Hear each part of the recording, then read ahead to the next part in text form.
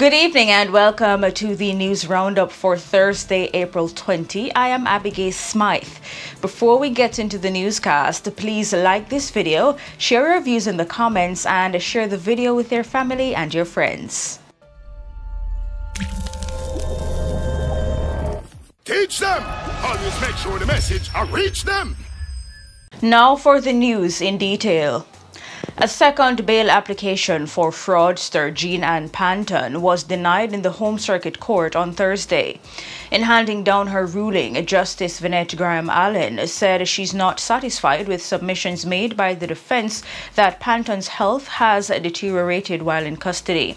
Justice Graham-Allen ordered that Panton is to be assigned a nursing aide at the correctional facility. Attorney Sylvester Hemmings says the health condition of his client is deteriorating while being housed at the correctional facility. Panton appeared in the Home Circuit Court on Wednesday for a renewed bail application. In making his submissions, Mr. Hemmings said Panton's condition is life-threatening and that her health needs to be safeguarded. According to Mr. Hemmings, Panton has had several episodes of seizures which led to her suffering a stroke while in custody after her bail was initially denied in February. He said doctors at the correctional facility ordered a medical investigation, which included a CT brain scan. He added that efforts were made by a phlebotomist to obtain blood from Panton, but no vein could be located. Mr. Hemmings attributed her deteriorating health to poor nutrition at the facility and her not having access to necessary medications.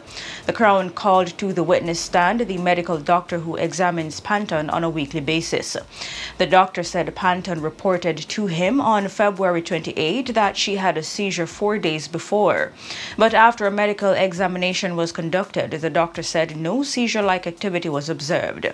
He said no report was made concerning a stroke and that he attended to her just last week, Wednesday.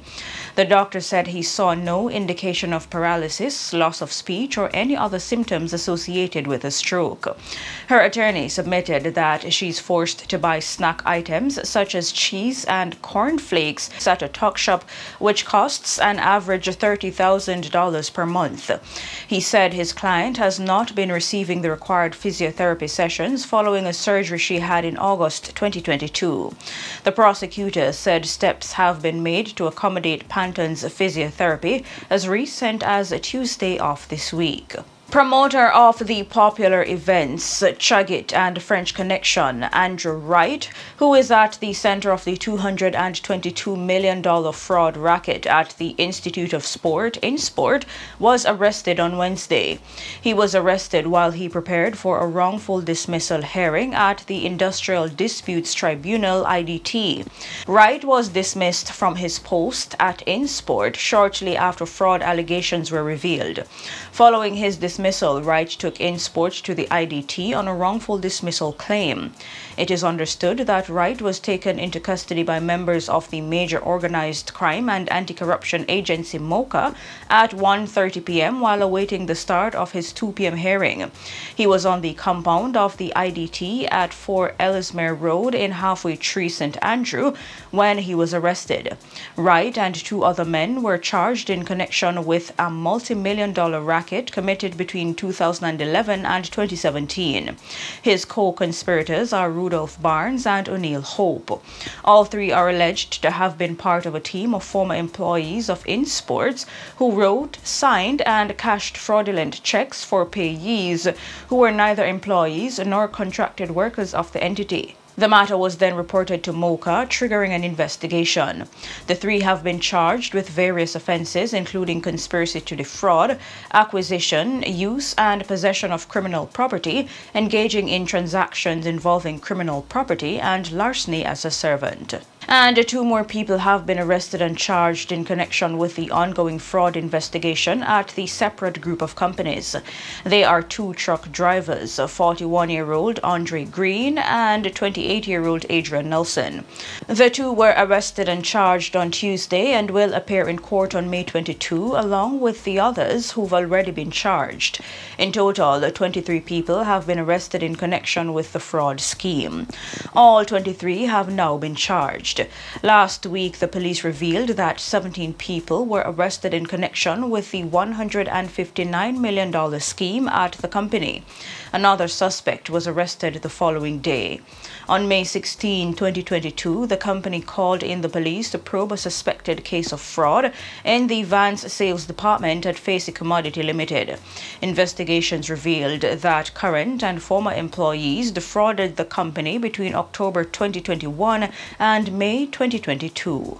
12 people, including children, are now homeless following a fire at Text Lane in central Kingston. Most of the victims say they lost all their belongings in the fire. Mother of 3, Yannick Ross, says she was in the rebuilding stage.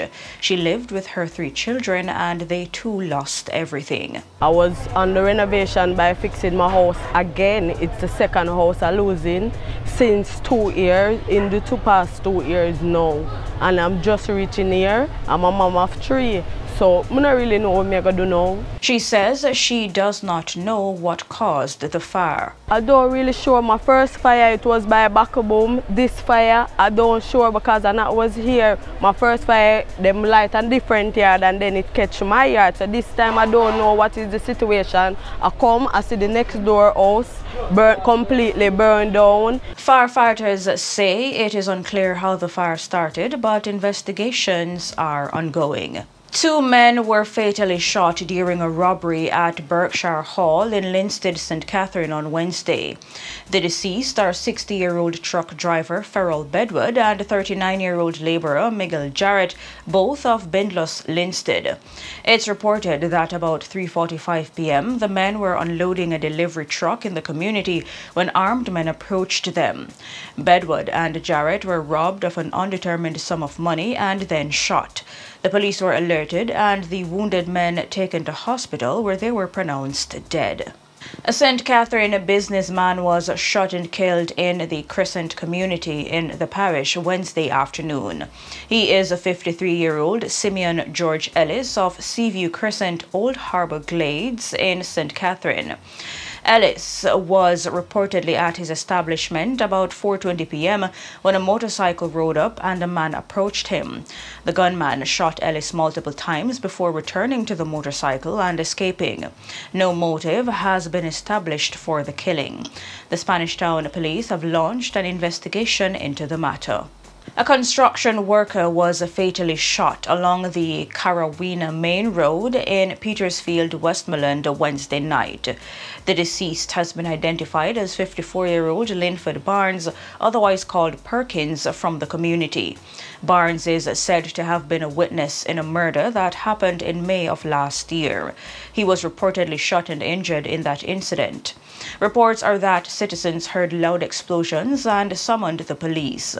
Upon their arrival, Barnes was seen lying on his left side, suffering from what appeared to be gunshot wounds to his upper body. He was transported to the Savannah Lamar Hospital, where he was pronounced dead. Westmoreland has recorded 32 murders since the start of this year. This is 15 or 31.9% less than was recorded over the corresponding period in 2022. Commanding officer for the Kingston Western Police Division, Senior Superintendent Michael Phipps, says a man who was killed in the division on Tuesday during a confrontation with the police was warned to stay out of the area. 19-year-old Nicholas Denton, otherwise called Fireball, of Racecourse Lane, Kingston 14, was shot and killed in Wilton Gardens. The police say a Browning pistol with 3 rounds of ammunition was seized. SSP Phipps says Denton was a known gang member who was charged with shooting with intent in 2022. He says based on a request from investigators, Denton was warned not to visit the Denham Town area. SSP Phipps says earlier this year he was found in Denham Town in clear breach of his bail conditions. He was taken back before the court where he was readmitted to bail and was again warned not to be seen in Denham Town. However, he returned to the area where he had a confrontation with the police which led to his death. The Inspectorate and Professional Standards Oversight Bureau and the Independent Commission of Investigations are probing the incident. Labour Minister Karl Samuda says the government is moving to establish a joint industrial council to protect the rights of security guards. He announced the decision in the House of Representatives Wednesday afternoon. Minister Samuda was updating the Parliament on the steps being taken to ensure the newly obtained employee status of guards is not breached. He told the House that the vast majority of security guards have signed new contracts with their employers, recognizing their status and the rights due to them. The minister says several guards have come to the ministry seeking guidance on the new contracts being offered by their firms, while urging others with concerns to do the same. However, he says despite public opinion, there is no concrete evidence suggesting wide-scale abuse of security guards through the use of predatory contracts. The government is seeking a further 60-day extension of the Zones of Special Operations (ZOSO) in 7 communities across the island.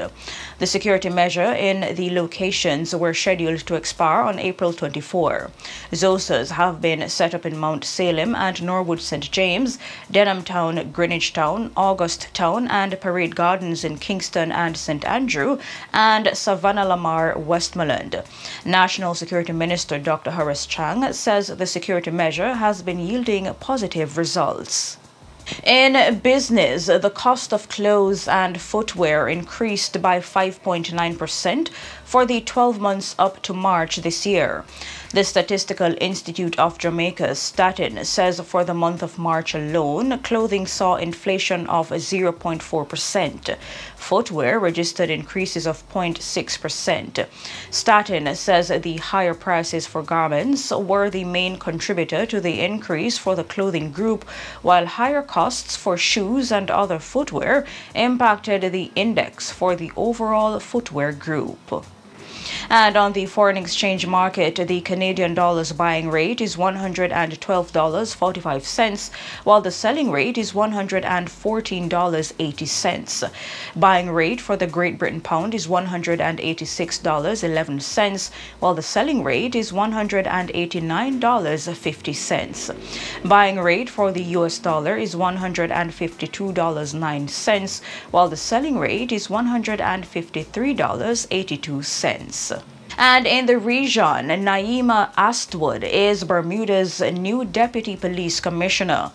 Astwood, the first female deputy police chief since Rashonda Young, who held the post from 2005 to 2007, will take over her new role from May 1. Astwood, who will be second to fellow Bermudian Darren Simmons, the police commissioner, said that her aim was to make the island safer. Astwood has been acting Deputy Commissioner of Police since October 2021 after joining the 400-strong service in 1994 and being made a superintendent in 2018. She has served in a number of roles within the Bermuda Police Service, including community policing, criminal investigation, serious crime, and strategic change management. And on the international scene, SpaceX's Starship, the most powerful space rocket ever built, exploded shortly after its launch in Texas on Thursday. There were tense scenes as liftoff was halted with 2 seconds to go before it was given the final go-ahead minutes later. It took off, but when the booster tried to separate, the systems failed, and it appears the flight's termination system was triggered, causing it to explode. Elon Musk congratulated his team on an exciting test launch, saying they would try again in a few months. The rocket was initially due to launch on Monday, but it was halted with minutes to go because of a frozen valve. The rocket is being put to the test in the belief it could eventually usher in an era of interplanetary travel. And in sports, former national knockout champions Harborview and Cavalier FC are the first semi-finalists in the PFAJ Link Cup competition. Harborview came from a goal down on Wednesday to beat Chapelton Maroons 2-1 and advance on a 3-2 aggregate after the teams had played out a 1-all stalemate in the first game a week ago.